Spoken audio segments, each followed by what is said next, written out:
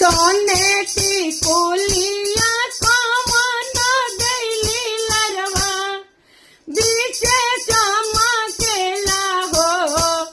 ललना राजावा के बेटा वा कमन सिंह झांकी झुकी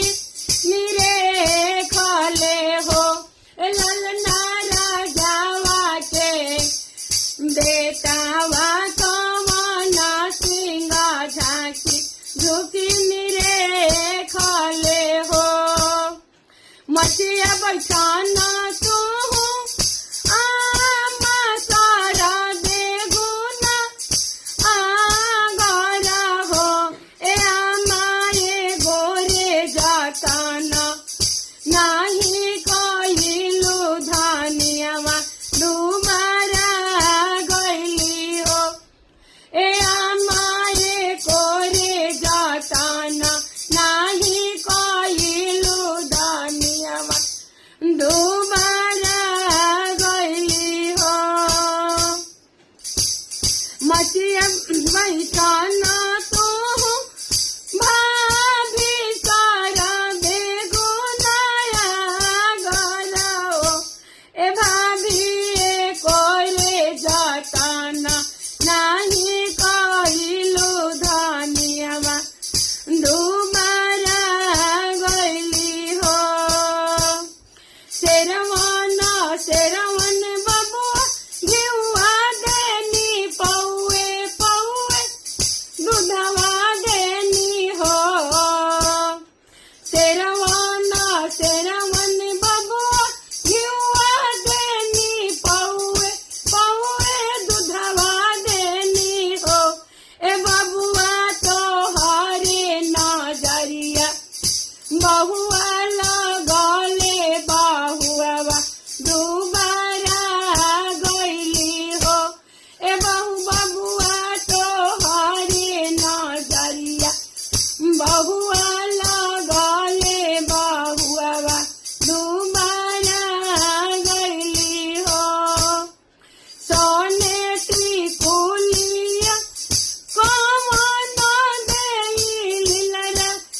बीचे चमकेला हो ललना राजावा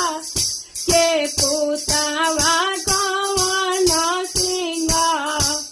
झांकी झुकी निरे खले हो ललना राजावा के बेटा वा कमन सिंह झांकी झुकी निरे खले हो मचियानी बोली काली भाभी सारा गुनाया गरा हो ए भाभी ए कोना जाताना तू कइलु धानियावा दुबारा गइली हो ए भाभी ए कोना जाताना तू कइलु धानियावा दुबारा गइली हो किलो किलो बबुआ सोहरवा देनी किलो किलो किसे मिसिया देनी हो ए देवर तो हारे नजरिया गोतिन लगाले गोतिनिया दुबारा गइली हो ए देवर तो हारे नजरिया गोतिन लगाले गोतिनिया दुबारा गइली हो टिपुली खेलाता तो बहिनी सारा गुनाया गरा हो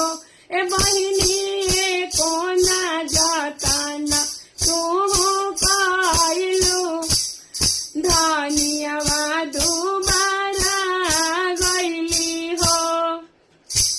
ए बहिनी